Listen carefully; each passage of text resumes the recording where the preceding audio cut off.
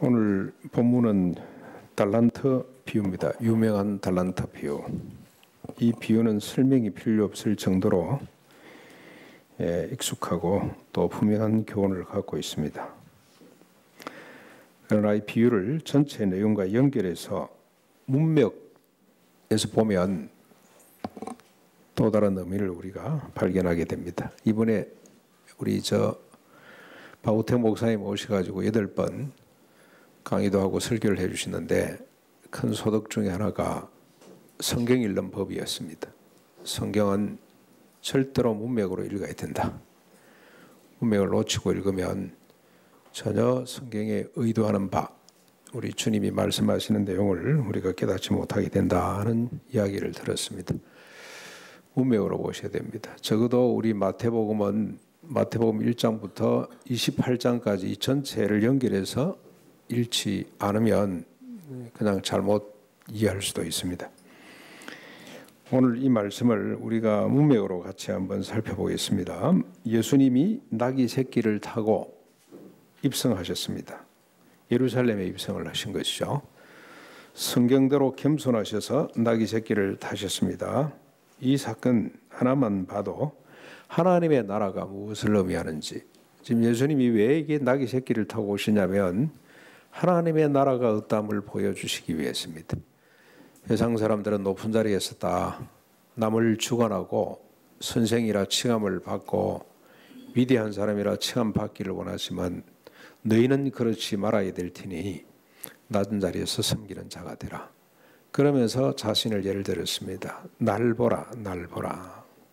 나는 섬김을 받기 위해서 오지 않았고 도리어 섬기려 하고 내 몸을 모든 사람의 대속물로 주기 위해서 왔다. 그래서 주님이 나귀 새끼를 타고 오신 겁니다. 하나님의 나라는 누가 크냐, 누가 오른쪽 왼쪽에 앉을 것이냐에 갇혀 있지 않고 돌이켜 어린아이처럼 겸손히 섬기는 자가 크고, 내가 아닌 또 한 사람을 이 섬 자체만으로 예수님만큼 존중히 여기고 그들과 손을 맞잡는 것이 하나님의 나라라고 주님이 가르쳤습니다. 그런데 이 가치에 아무도 동의하지를 않았던 것 같습니다.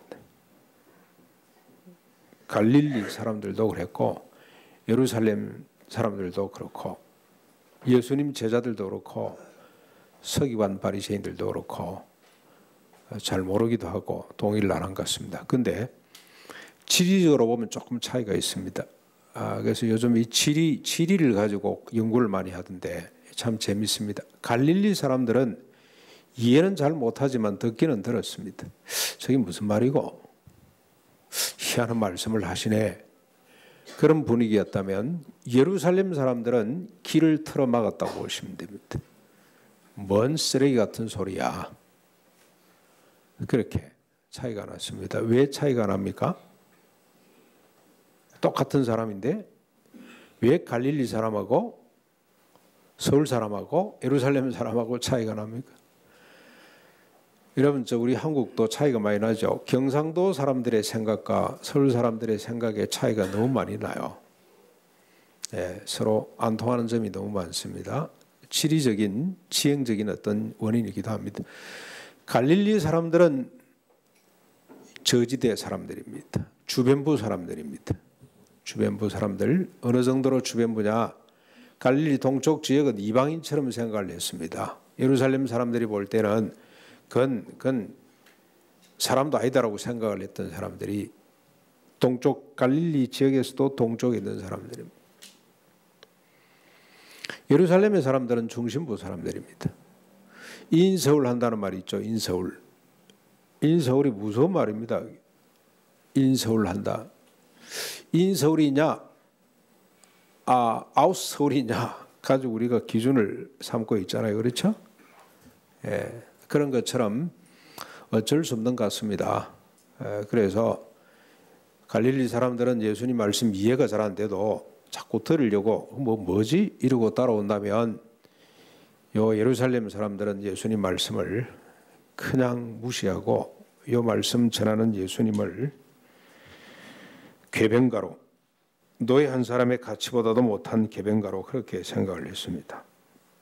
이런 예루살렘 거민을 향해서 예수님께서 하신 말씀이 23장입니다. 23장. 우리가 지난주에 묵상했던 23장, 이런 예루살렘 사람들을 향한 주님의 말씀인데 그냥 말씀이 아니고 선고죠. 선고 공판 있듯이 검사가 논고를 하면 판사가 판단을 해서 마지막 공판 선고하는 것처럼 그렇게 말씀을 하셨습니다. 이 말씀을 잘 들어볼 필요가 있습니다.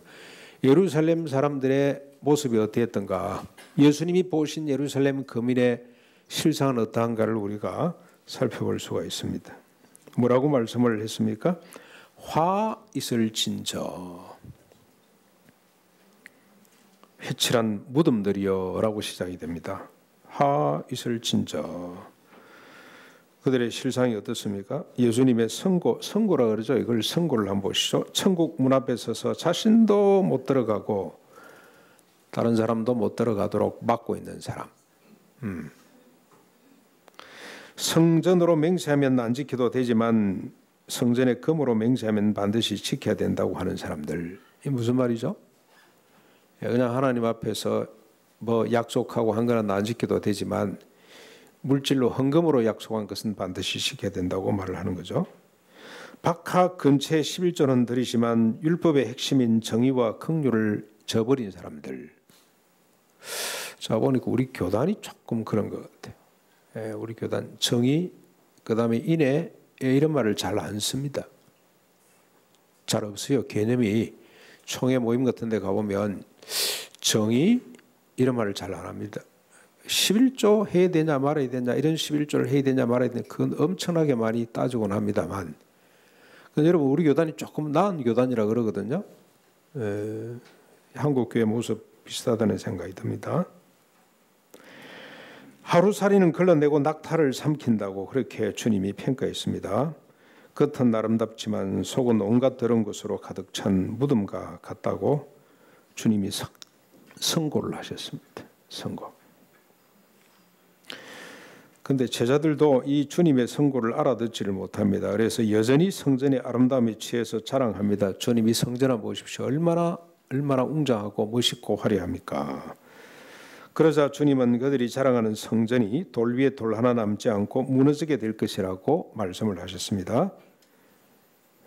충격이죠.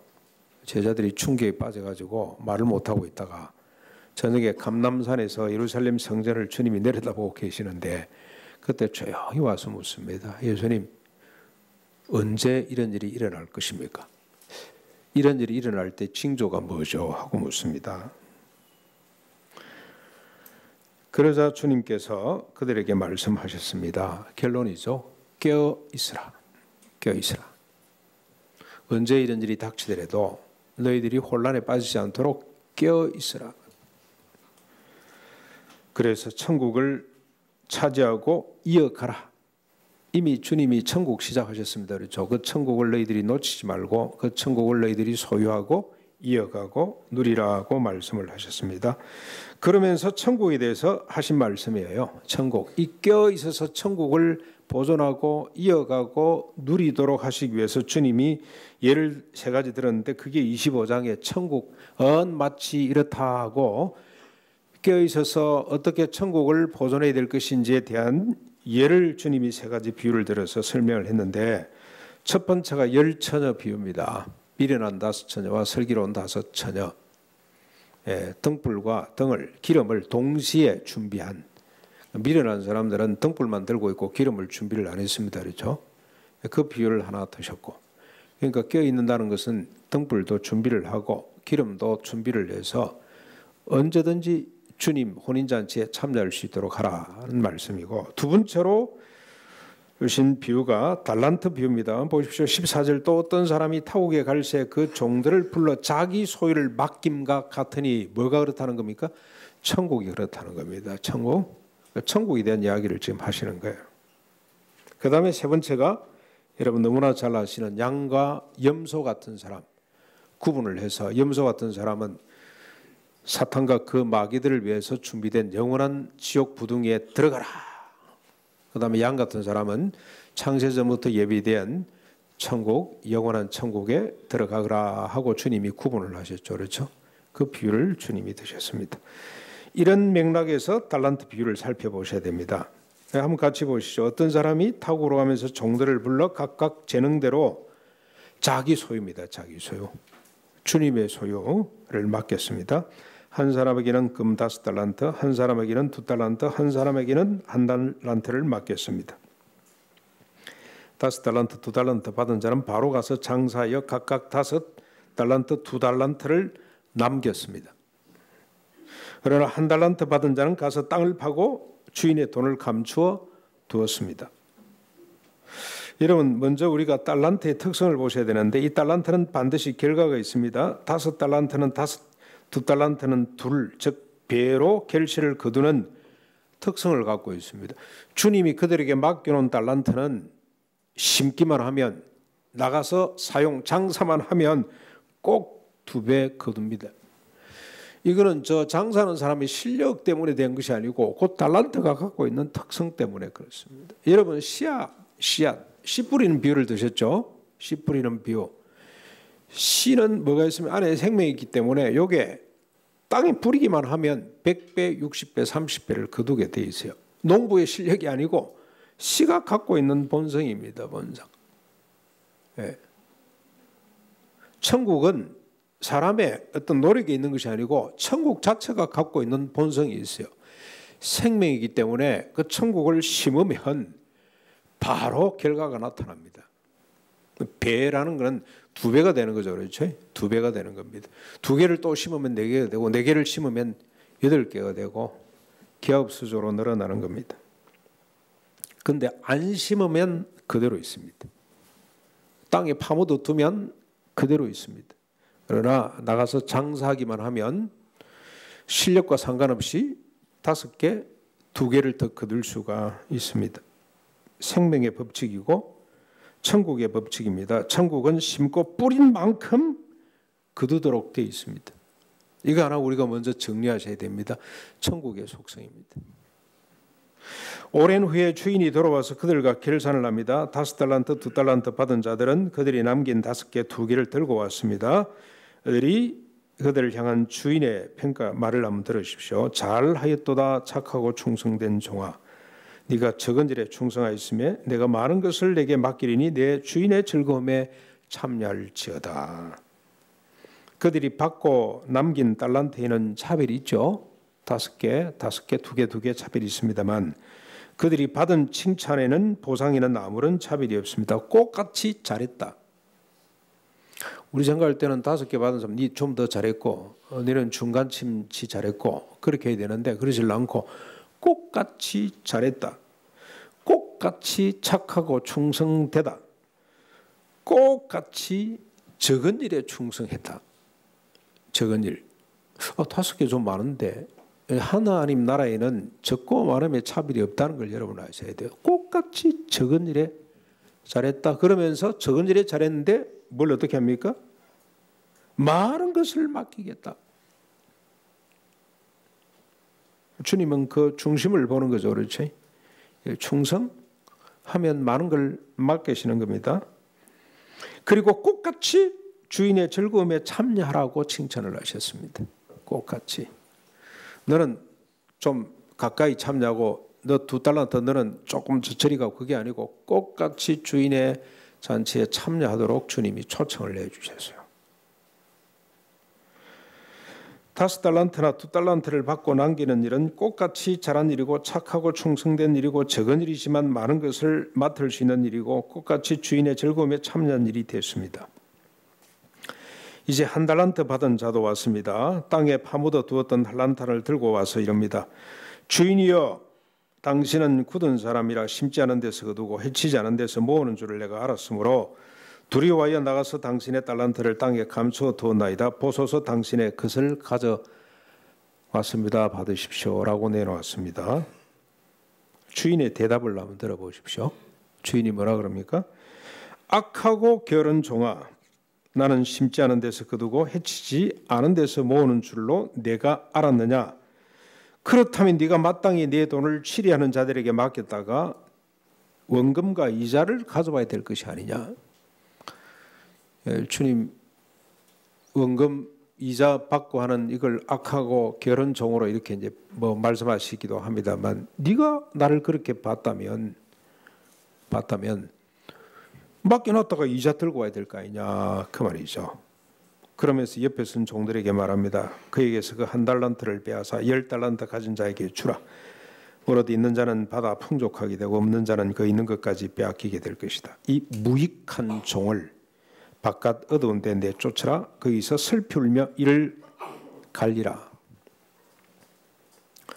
여러분 조금 당황스럽죠. 왜냐하면 평소 예수님의 말씀과 예수님의 모습과 너무 다르기 때문입니다.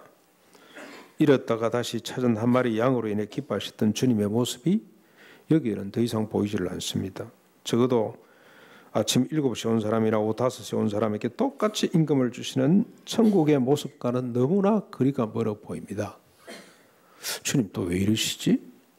와 이랬다 저랬다 하시나 하는 생각이 들 만큼 당황스럽습니다. 그래서 우리는 이 당황스러움을 들여다봐야 됩니다. 왜 주님이 1달란트 받은 자의 말에 분노하셨는지, 그리고 저주하셨는지, 왜 1달란트 받은 자는 그렇게 말했는지를 우리가 들여다봐야 됩니다. 여러분 1달란트 받은 자의 말을 다시 한번 더 보십시오. 24절 25절이죠. 주인이여 당신은 굳은 사람이라 심지도 않은 데서 거두고 해치지 않은 데서 모으는 줄을 내가 알았으므로 두려워하여 나가서 당신의 달란트를 땅에 숨겼다가 가져왔습니다. 보십시오. 당신의 것입니다. 이 종에 대한 주님의 판단은 있는 것마저 빼앗기고 바깥 어두운 데 쫓겨서 슬피 울며 이를 갈아야 할 만큼 악하고 게으르고 무익한 종입니다. 그렇죠? 왜 종이 주인을 그렇게 생각했을까? 여러분 이게 이제 우리가 사유가 필요한 부분입니다. 신앙생활은 그냥 아무렇게나 하지 마시고 이런 본문을 볼 때마다 이런 주님 말씀을 읽을 때마다 고민하셔야 돼요. 사유. 왜 이랬을까? 왜 종이 다른 사람은 5달란트 2달란트 주는데 지는 1달란트밖에 안 주니까 기분 나빠서 그랬나? 기분 나빠서? 그런 것 같기도 합니다. 그렇죠? 마치 아벨의 제사는 받으시고 자기 제사는 안 받아서 가인이 성이 나가지고 기분 나빠서 자존심 상해서 질투심 때문에 동생을 죽이는 것처럼 그 일이 벌어졌나라는 생각이 듭니다만, 달란트를 땅에 파묻은 종의 행위보다는 그 생각이 더 근본적인 질문이 되겠죠. 여러분 한번 요걸 생각하기 전에 요렇게 한번 보셔야 됩니다. 이 종의 말, 우선 심지 않은 데서 거두고 해치지 않은 데서 모은다는 의미가 뭐죠? 심지도 않고 거두고 해치지도 않고 해치지도 않고 모은다는 말이 무슨 말인지 아십니까? 호박을 따보면 나라의 호박이 어떻습니까? 등굴이 얼마나 뻗어나오는지 그 등굴을 막 헤집고 하나씩 따야 돼요. 콩 타작을 해보면 납니다. 콩 타작하고 나면 쭉정이가 밑에 막 그냥 그게 엄청 널려 있습니다. 그걸 다 헤집어야 알고 콩을 걷어낼 수가 있습니다. 그러니까 심지 않고 거둔다는 것이나 해치지도 않고 딴다는 것과 같은 말이에요. 지금 말로 하면은 어떤 말이겠습니까? 손도 안 대고 코 푸는 꼴. 손흥민이 코 풀 거 보셨어요? 운동선수들 코를 자주 풀어요. 침도 잘 뱉고 코 풀 때 그냥 힝 하고 안 풉니다. 반드시 한쪽 손을 대고 풉니다. 이쪽 손 대고 이쪽 아주 기술적으로 탁 합니다. 손도 안 대고 코 풀려고 하는 거. 콩을 줘놓고 팥을 내놔라고 하는 거. 좀 더 노골적으로 말씀하면 이건 어떻게 표현하면 좋겠습니까? 빙땅 치는 거죠. 빙땅 치는 거. 주고 받아내야 되는데 그냥 아무것도 준 것도 없이 내놔라. 심고 거둬야 될 거 아닙니까? 그렇게 생각을 하고 있습니다. 이 종이.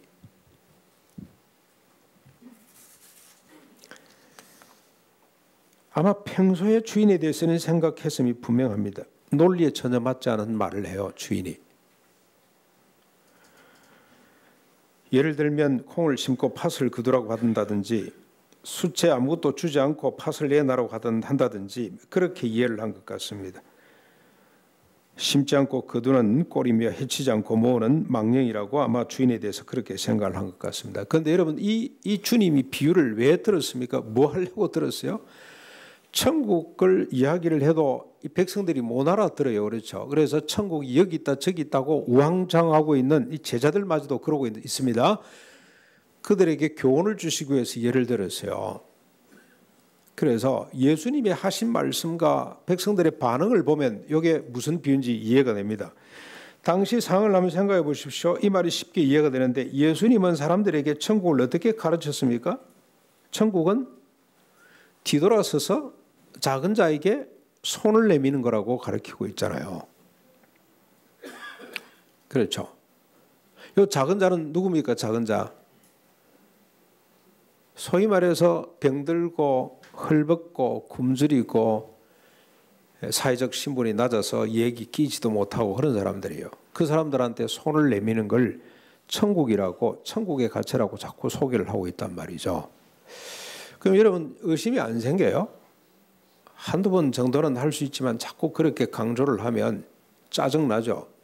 뭐야 이거? 그런 생각이 듭니다. 어린아이처럼 자신을 낮추어 섬기는 자가 천국에서는 크다라고 말씀을 하고, 어린아이 하나가 예수님만큼 존귀한 나라다.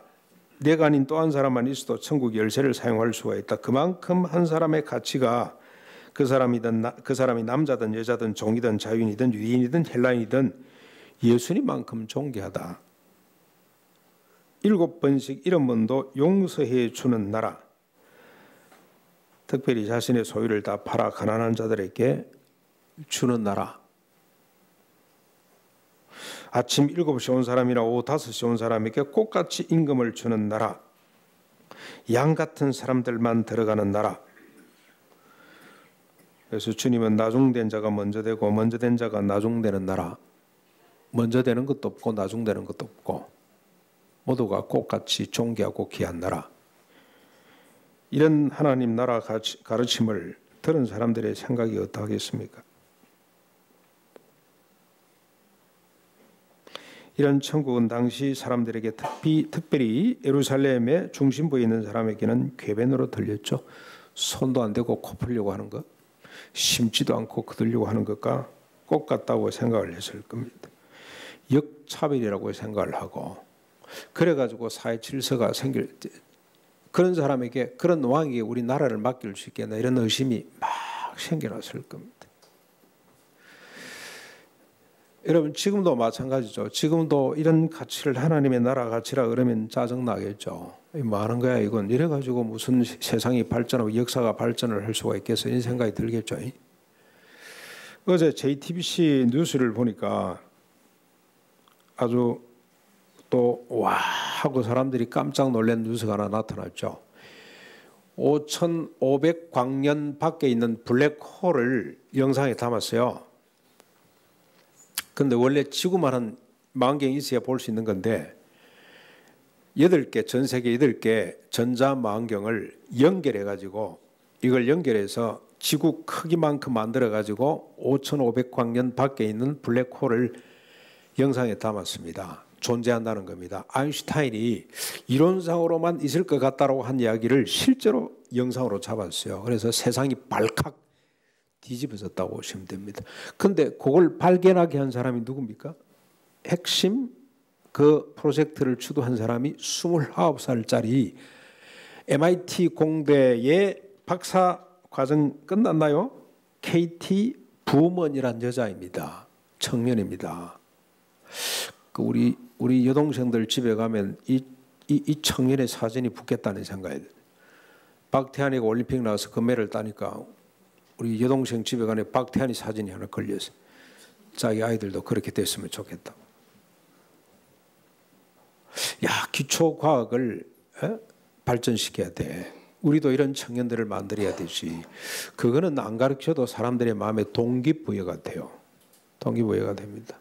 그런데 저는 이 KT 부먼이라는 사람을 조금 더 연구할 필요는 있다는 생각이 듭니다. 이 사람이 어떤 가치관을 갖고 있는지, 어떻게 해서 그렇게 열심히 노력해가지고 그렇게 블랙홀을 발견할 생각을 했는지 조금 더 우리가 평가하기는 이릅니다만, 아무튼 이런 사람들을 보면은 안 가르쳐도 사람들은 동의하고 박수를 치고 우러러보고 우리 자식들이 저렇게 좀 됐으면 좋겠다. 우리 한국에도 저런 청년들이 좀 많이 나왔으면 좋겠다는 생각을 갖게 됩니다. 근데 뒤돌아서서 작은 자에게 손을 내미는 이 가치는 아무도 감동하지 않는 것 같습니다. 자꾸 의심의 눈초리로 봐요. 그게 그렇게 해도 될까? 그래 사회 질서가 사회가 발전할 수가 있을까? 실력 없는 사람은 자꾸 도태시켜야 된다. IMF가 그거죠. IMF 정신이 뭡니까? 돈을 빌려주겠는데 실력 없는 거 전부 다 도태시키라는 거 아닙니까? 회사 정리를 하라는 거 아니에요. 경쟁력이 있는 것만 남기고 없는 거는 다 없애야 돈을 준다는 거 아닙니까? 그렇죠? 그게 진리처럼 들리잖아요. 실력 없는 사람은 자꾸 뒤로 아웃시키고 실력 있는 사람들을 자꾸 화가 나시죠? 땅에 파묻어 버리고 싶으시죠? 이런 일이 벌어진 거예요. 지금. 예루살렘에 이런 일이 벌어졌어요. 땅에 파묻어 버려. 그 종이 하는 말 악하고 게으른 종의 이야기입니다. 당신은 심지도 않고 거두는 사람이야. 그래가지고 무슨 소득을 올릴 수가 있겠어? 당신은 해치지도 않고 모으는 사람이야. 땅에 파묻어 버렸대. 그래서 예수님을 죽이려고 지금 하고 있습니다. 이런 가치는 파묻어 버려야 된다. 주님이 찾을 때 옛다 날강도 같은 인간아 그러고 내놓는 거예요. 지금 이 사람이. 그런데 여러분 만약에 있다는 것 자체를 소중히 여기는 하나님의 나라 가치, 그래서 아침에 7시에 온 사람이나 오후 5시에 온 사람을 똑같이 대접하는 가치를 심으면 어떤 일이 벌어질까요? 신학자들이 이런 사유가 없어요. 솔직히 말씀드리면 신학교에서는 이걸 못 배웠어요. 사유가 안 돼요. 그런데 그저께 우리 교육자들 지금 5번 나눠서 공부를 좀 하자. 우리 민들레 선생님들 좀 하고 띵킹하는 이 생각하는 사고를 좀 우리가 좀 이 능력을 좀 우리가 먼저 키우고 그다음에 우리 교인들이 같이 나누자. 그래서 한 분을 모셔다가 강의를 듣는데 자, 이 사진을 보고 깜짝 놀랐습니다. 한번 보여드릴게요. 우리 한국에 번역됐습니다. 21세기 자본 해가지고 토마 피케티라는 사람입니다.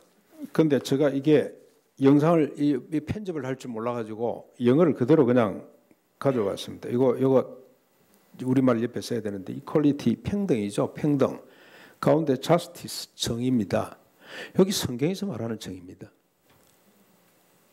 여러분 성경에서 의롭다 할 때 정의롭다 할 때 이 말이에요. 그 다음에 캐피탈리즘, 이 자본주의죠. 그렇죠? 여러분 이 그림이 뭘 의미합니까? 이 사람이 지금 정의를 해놓은 겁니다. 평등은 똑같이 나라 똑같이. 그랬더니 키 작은 사람은 지금 밖에 축제가 벌어졌습니다. 그렇죠? 예, 지금 축제가 벌어졌어요. 이 뭐 미식 축구인지 뭐 야구인지 모르겠습니다만 하여튼 뭐 축제가 벌어졌는데 키 작은 사람은 아무리 평등해줘도 볼 수가 없어요. 자본주의는 뭐냐면 능력 있는 친구가 다 가져라 그 말이거든요. 1% 너희들 능력 있는 사람이 다 가지고 뭐 좀 나눠주든지 그렇게 해라. 그래서 이 친구는 지금 뭐 혼자 우뚝 서서 지금 뭐 완전히 도가니에 빠졌습니다. 축제의 분위기에 지금 흠뻑 젖어 있습니다. 정의는 뭡니까? 정의는 키 큰 사람 너는 그냥 울타리 넘어올 수 있으니까 그냥 서고 중간치 너는 1개 정도 하고 그 다음에 키 작은 너는 2개 해서 같이 우리가 저 기쁨에 저 천국에 동참하는 사람들이 되자는 겁니다. 요 마이클 샌들이라는 사람이 지금 강조하는 게 이거예요. 두 번째 거. 그 사람은 좀 유하게 강조를 하고 자기 스승 존 롤스가 한 이야기입니다. 정의가 뭐냐? 힘 있는 사람의 힘의 한계를 좀 줄이고 좀 아무 힘이 없는 사람을 좀 높여서 서로 평균케 만들어서 이 인생을 멋있게 즐기면서 살아가도록 하자는 것이 그게 정의인데 어디로부터 왔냐 이게? 모세 율법으로부터 왔습니다. 율법 정신이에요. 율법 정신. 주님이 이걸 말씀하시는 거예요. 아침 7시에 온 사람이나 오후 5시에 온 사람이나 여러분 아침 7시에 온 사람은 뭐 불평등입니까? 즐기고 있잖아요. 그리고 주님이 부자 청년에게 하신 말씀이 이 말씀이에요. 너 모든 소유를 팔아 가난한 사람에게 주고 너는 나를 쫓아오너라. 그 사람은 다 나눠줘도 벌써 이미 율법적으로, 도덕적으로, 윤리적으로 이미 큰 사람이에요. 얼마든지 천국 잔치를 누릴 수 있는 사람이에요. 그 여러분, 영성, 이게 영성입니다. 이게 우리가 예배해야 될 이유가 뭐냐? 하나님 나라 가치를, 모든 존재를 소중히 여기고 그들에게 돌아봐 손을 내밀었더니 이런 하나님의 나라를 이 세상 모든 사람이 누릴 수 있구나. 이 가치, 이게 너무 좋아서 하나님 앞에 손을 들고 예배하는 것이, 그게 신령과 진정으로 드리는 예배입니다.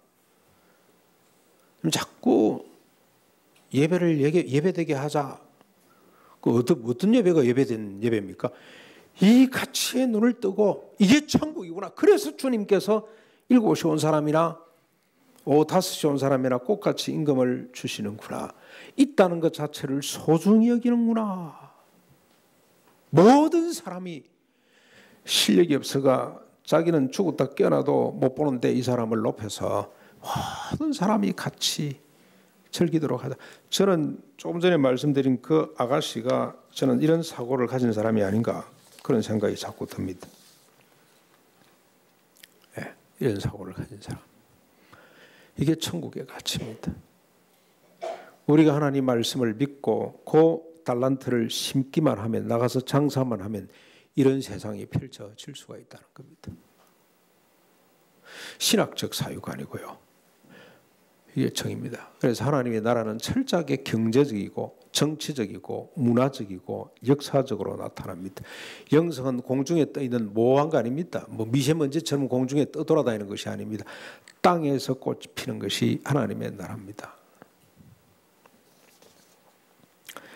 사랑하는 성도 여러분,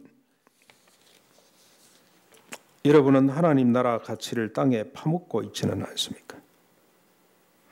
누가 크냐, 누가 오른쪽 왼쪽 앉을 것이냐의 가치를 쫓느라 뒤돌아보아 작은 자들에게 손을 내미는 가치를 파묻어 두고 있지는 않는지요. 내가 아닌 또 한 사람만 있어도 천국 열쇠를 사용할 수 있다는 이 가치를 행기치고 있지는 않은지.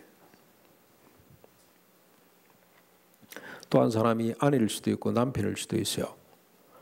손을 잡고 기도하면 천국이 나타난다니까요. 아이고, 우리 신랑은 뭐 믿음도 없고 우리 아내는 뭐 그냥 뭐 시원찮고 같이 기도한다고 뭐가 되겠어? 혹시 그런 생각으로 그 주님이 주신 달란트를 땅에 파묻고 계시지는 않는지 모르겠어요. 자식들과 손잡고 기도해드린 역사가 나타나요. 그 자식을 예수님만큼 존중히 여기면서 손잡고 기도할 때 천국이 나타나게 되어 있습니다.